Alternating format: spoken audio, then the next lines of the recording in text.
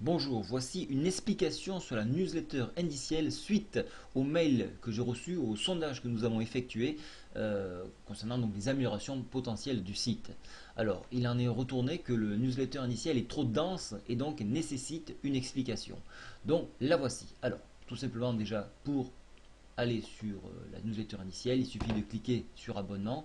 Vous avez tous les abonnements disponibles et vous la retrouvez ici. Voilà, donc vous la cliquez et donc là vous avez donc une explication simple, donc un exemple d'envoi de newsletter, mais nous allons la détailler ensemble. Alors, voici une lettre que j'ai envoyée, donc c'est la dernière de l'année que j'ai envoyée à 14 heures, puisqu'il y a deux envois qui se font. On a la lettre du matin qui se situe entre 8 heures et 9 heures. J'essaie de l'envoyer bien avant 8 heures. Et la lettre d'après-midi entre midi et 14 heures. Donc celle-ci, c'est la lettre d'après-midi. Donc comme vous pouvez le voir, vous avez à la fois des points clés sur le CAC, le DAX, le Dow Jones et bien évidemment le SPI 500. On va détailler le CAC puisque c'est ce que les gens aiment le plus. Alors ici, moi je travaille beaucoup avec des certificats, donc c'est des produits que j'utilise pour un sens haussier, donc à la hausse le LV15Z et pour la baisse le SR15Z. Bien évidemment, vous pouvez exploiter ces points en CFD, donc sur les marchés, sur les différents brokers, style FXM ou autres. Voici donc une liste de points et je vais vous donner l'explication. Ces points-là, donc accélération, décélération, sont des points qui sont fixes, qui vont marcher toute la journée. Pourquoi je fais une actualisation en 14 heures? Tout simplement parce que ces points, donc les points flottants que j'appelle, qui sont à la fois à la hausse et à la baisse, eux vont varier. Ce point-là est un point très important pour moi, c'est le nombre d'or en journalier, donc je m'en sers pour détecter des cassures violentes. Les points max et min que je propose, ce sont des points journaliers qui peuvent servir dans des excès aussi bien haussiers que baissiers. L'indice, donc ici en journalier, donc c'est une tendance journalière que je donne avec un sens et puis une sensibilité. Ici, c'est en unité courte, c'est-à-dire entre 15 et 30 minutes. C'est-à-dire donc ici on a une tendance plutôt neutre. Voilà, donc elle vous donne un petit peu une petite idée d'où va partir. Donc ce qui est intéressant, c'est détecter par exemple des exagérations. Voilà, par exemple ici le DAX était haussier mais en surachat. Voilà, donc ça pouvait donner quelques petites indications.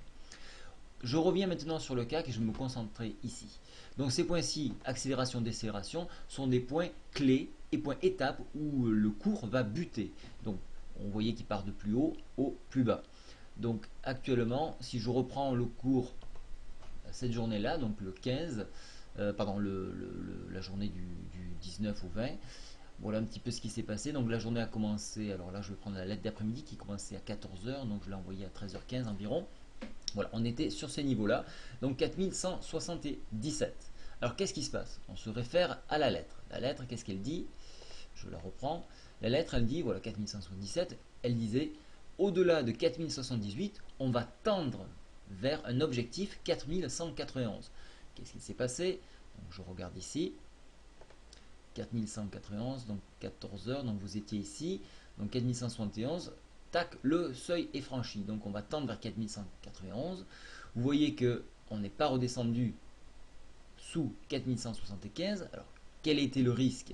Puisque ça, c'est l'importance. Voilà, le risque, c'était de casser les 4174 qui donnait un objectif à 4167. Voilà, donc ne l'ayant pas cassé, on valide toujours cet objectif à 4191. Donc on regarde un petit peu les graphes. Voilà, les graphes ici, 4171, on est monté, monté, monté. 4185, on a touché le palier 4191. Ici, à ce stade-là, on peut à la fois prendre des bénéfices ou tout simplement remonter un stop. Alors comment mettre des stops? La lettre est là aussi assez simple. Un stop qui se trouve à ce niveau-là va tout de suite monter à ce cran-là. Donc 4178, objectif 4191. Vu qu'on arrive sur ce palier-là, le nouvel objectif se trouve porté à 4200. Donc en dépassement des 4191, où l'on peut monter notre stop ici et viser cet objectif, ou couper une partie des bénéfices et viser cet objectif, tout en gardant un stop ici, ou attendre d'arriver à ce niveau-là pour monter le stop et couper une autre partie donc, des positions. Voilà. Donc alors, on regarde à nouveau le graphe. Qu'est-ce qui s'est passé par la suite? 4191 et on est monté pile poil sur 4200.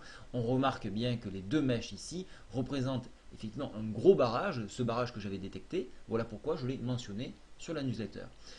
Échec ici, donc il y avait un possible barrage ici, comme je vous le remontre. Qu'est-ce qui se passe? Un possible barrage, donc moi ce que je fais, c'est je coupe une partie de mes gains et le reste, je le laisse. À la fois, s'il y a un barrage, on peut évidemment penser à un short. Donc de ce niveau-là, barrage, on peut retourner sur 4191 et redescendre les marches 4178 et continuer 4174, 4167. Donc on va regarder l'évolution du cours, qu'est-ce qui s'est passé.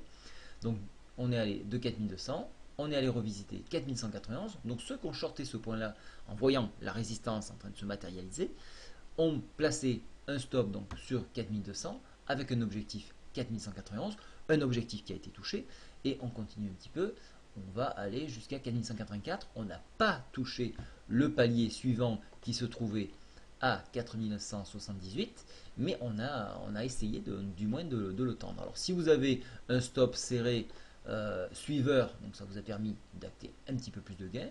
Si vous avez attendu et mis votre stop à 4191, le retour, vous avez vu, on voit très bien le barrage 4191, un barrage que j'avais matérialisé sur l'envoi de la newsletter.